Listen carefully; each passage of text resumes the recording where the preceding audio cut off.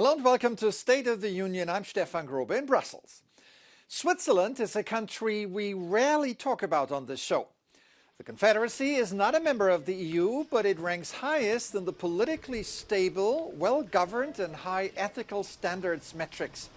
And it appears among the top 5 nations under the Sustainable Future metric. The last reputation, though, took a heavy blow this week. The European Court of Human Rights ruled that Swiss authorities are responsible for not implementing efficient climate policies and thus violating the right to life of its people.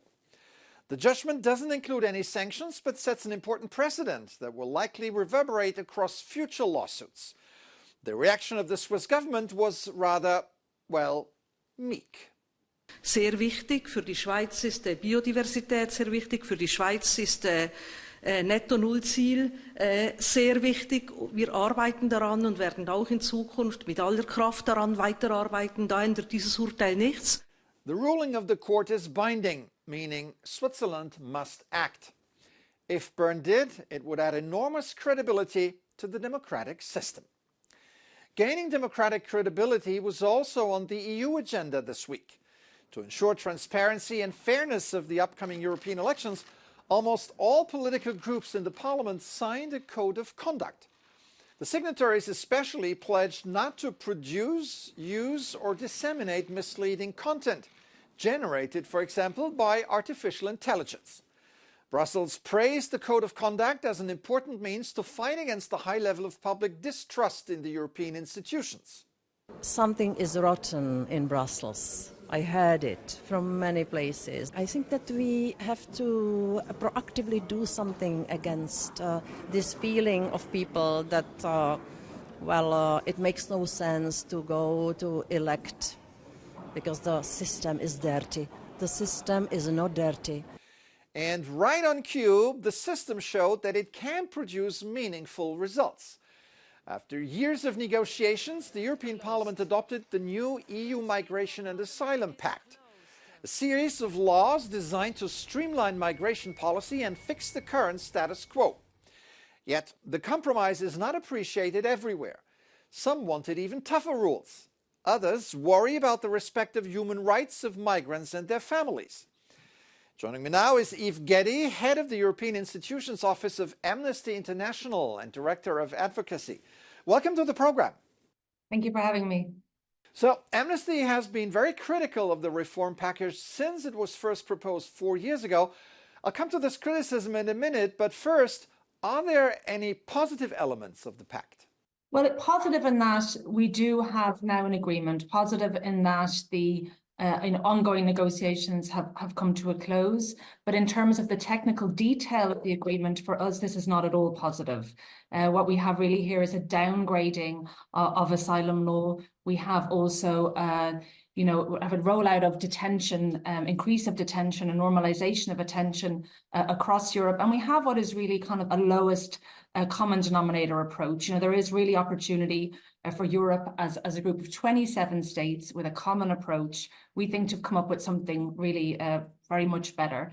You're also saying the pact would put people at heightened risk of human rights violations. Why is that so? Exactly, because what we're seeing also is with this pact that there's going to be less legal support for people when they arrive. They'll be put through an accelerated procedure. And with this pact, EU member states have created this legal fiction of non-entry so that a person can be on European territory physically, but actually denied by the pact the protections and rights which align with that. That's also something for us very concerning, even beyond migration, just for rule of law and human rights in Europe more generally. Yet the defenders of the reform consider it a fair improvement between far-right obstructionism and far-left fantasy solutions. Where do you come down on this? I think we would like to see kind of less pride from legislators on reaching an agreement and actually more responsibilities about the real consequences of this agreement. For us, it will really not do anything to improve Europe's common response to migration and protect all peoples at borders. We've long been calling on the EU institutions and member states to move away from short-term political interests which sideline human rights and really look to like a longer term future-proof facility. Again, there are a lot of criticisms on both sides. Now, worldwide, more than 110 million people are forcibly displaced. What can we expect when the pact comes into force in 2026? I think when it comes into force, it's going to be, even while the standards that we set as Amnesty are very low, for us, these standards are much lower than we would have liked, and which actually international law and international refugee law require. It is important, I think, that the Commission starts also enforcing the standards that it has in place. It's not that we've come to 2024 with no EU standards or international standards. We have those, but what we have is member states opting in and opting out and flagrantly often violating these standards. So a key thing for us will be enforcement, accountability for standards that do exist. All right, Eve Getty, head of the European Institutions Office of Amnesty International. Thank you for your insights.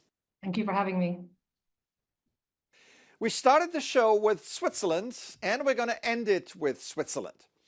In Geneva, watchmakers are once again showcasing their most luxurious and spectacular creations at the Watches and Wonders Fair. No cost of living crisis here.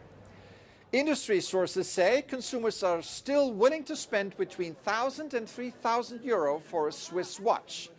But that kind of money is not remotely enough to buy the biggest or the thinnest watches on display. Or how about the most accurate moon phase watch ever produced? The watch, called Portuguese Eternal Calendar, automatically accounts for leap years. This means it will only deviate by 1 day over 45 million years. Well, would you have the patience to check? For up to 50,000 euros, you could be one with eternity. That's it for this edition. I'm Stefan Grobe. Thank you for watching. Have an excellent week.